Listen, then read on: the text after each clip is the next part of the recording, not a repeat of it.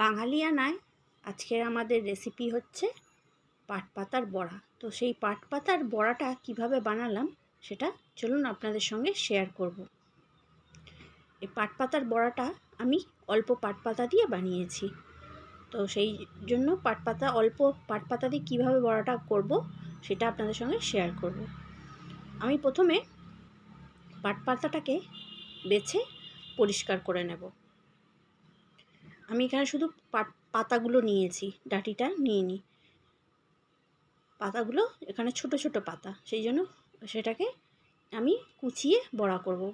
পাতাগুলো একদম টাটকা ফ্রেশ পাতা, সেই জন্য বাছার সেরকম কোনো ঝামেলা নেই, শুধু ডাঁটিগুলো কেটে নিলেই হবে। এটা এক মুঠো পাতা আছে। তো সেই পাট পাতাগুলোকে আমি পরিষ্কার করে নেব।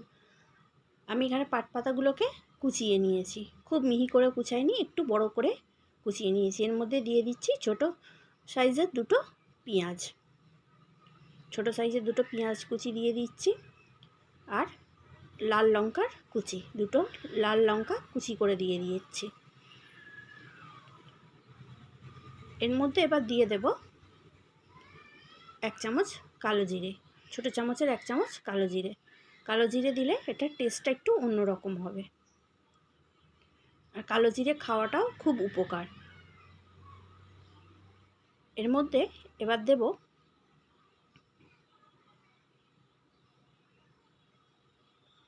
নুন,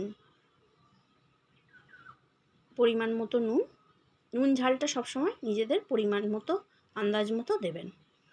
যদি ঝাল বেশি খেতে পছন্দ করেন তাহলে ঝালটা বেশি দেবেন, লঙ্কাটা বেশি দেবেন। আর দিয়ে দিচ্ছি অল্প হলুদের গুঁড়ো, 1/2 চামচের মতো হলুদ গুঁড়ো।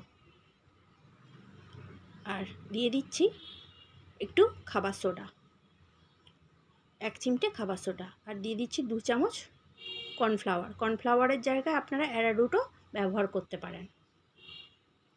আর দিয়ে দিচ্ছি 4 চামচ বেসন। বেসনের জায়গায় আপনারা চালের গুঁড়িও ব্যবহার করতে পারেন। চালের গুঁড়ি ব্যবহার করলেও বড়াটা মুচমুচে হয়। যেহেতু আমার এখানে খাবার সোডা দেওয়া আছে, আর তারপরে দিয়ে আমি অল্প অল্প জল দিয়ে মাখিয়ে নেব। অল্প অল্প করে জল দেব, বেশি একসঙ্গে জল দেব না, তাতে মিশ্রণটা পাতলা হয়ে যেতে পারে। অল্প অল্প করে জল দিয়ে আমি একটা এরকম ব্যাটার তৈরি করে নিয়েছি। আমি এটাকে 5 মিনিটের জন্য রেখে দেবো। ওপর থেকে একটু বেসনের গুঁড়ো ছড়িয়ে দিয়ে, 1 চামচ বেসনের গুঁড়ো ছড়িয়ে দিয়ে 5 মিনিট পরে রেখে দিচ্ছি। 5 মিনিট পরে এবার এটা মাখিয়ে নিয়ে, বেসনটাকে মাখিয়ে নিয়ে আমি এটাকে ভাজবো। এটাকে মাখিয়ে নেব, নিয়ে ভাজবো। তেল বসিয়ে দিয়েছি, তেলটা গরম হতে হতে ততক্ষণ পুরো মিশ্রণটাকে মাখিয়ে নেব। ছোট ছোট করে ভাজবো। ছোট ছোট করে ভাজলে অনেকগুলো হবে, ভিতরটা ভালো করে ভাজাও হয়ে যাবে। আর এখানে তেলটা গরম হয়ে গেলে লো টু মিডিয়াম ফ্লেমে আমি বড়াগুলো ভাজবো, যাতে ভিতরটা ভালো করে ভাজা হয়ে যায়। আমি এইভাবে ছোট ছোট করে ভাজছি। আমাদের রেসিপিগুলো কেমন লাগছে অবশ্যই কমেন্টস করে জানাবেন। বাঙালিয়ানায় যারা এখনও পর্যন্ত সাবস্ক্রাইব করেছেন তাদের অসংখ্য ধন্যবাদ। আর যারা এখনও করেনি বলবো সাবস্ক্রাইব করে পাশে থাকবেন, বেল আইকনটা প্রেস করে রাখবেন, যাতে নতুন ভিডিও দিলেই নোটিফিকেশানটা আপনাদের কাছে আগে গিয়ে পৌঁছায়। আমি উল্টে পাল্টে বড়াগুলোকে ভেজে নেব। উল্টে পাল্টে ভালো করে ভেজে নেব। সাবধানে আস্তে আস্তে ভাজতে হবে যাতে ভেঙে না যায়। একটু সময় নিয়ে হালকা আঁচে ভাজলে ভিতর পর্যন্ত সম্পূর্ণ ভাজা হবে। আমার হয়ে গেছে ভাজা। এগুলোকে আমি এবার তুলে নেব।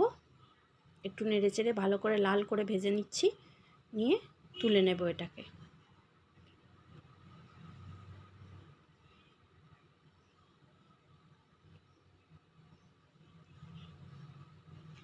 ভাজাটা হয়ে গেছে, এবার এটাকে আমি তুলে নেব। আমাদের রেসিপিগুলো কেমন লাগছে অবশ্যই কমেন্টস করে জানাবেন।